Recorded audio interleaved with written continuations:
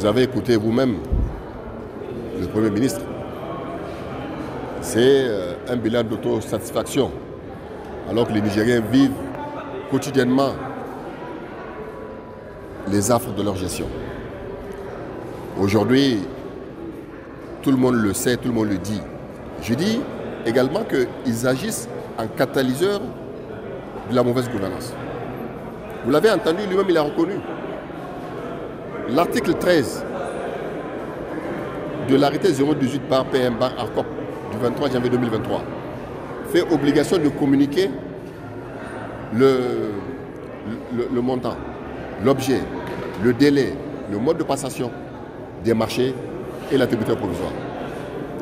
Les ministres font le communiquer en bonne et due forme au Conseil des ministres. Mais eux, ils le cachent au peuple. C'est lui qui l'a dit, c'est pas moi. Ils disent que le ministre font la communication, mais eux ne disent pas au peuple réellement ce qui s'est passé. Donc, ce qui se passe, ils font les petits arrangements entre amis. Dans tous les cas, aujourd'hui, tout le monde le sait, que les marchés publics sont donnés au ministère du PNS Taraya et vendus aux autres. C'est un secret de polichinelle.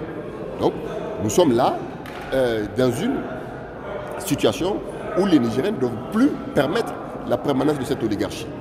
On ne peut pas accepter qu'un conseil des ministres cache des choses au peuple. Ils agissent, ils disent agir au nom du peuple.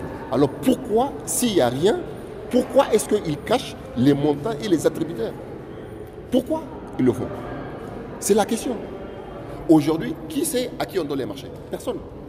Jusqu'à un passé récent, tout le monde savait au Conseil des ministres, vous voyez, vous savez, telle société a eu tel marché, telle société a eu tel marché. Et avec ce procédé-là, beaucoup de marchés frauduleux ont été dénoncés.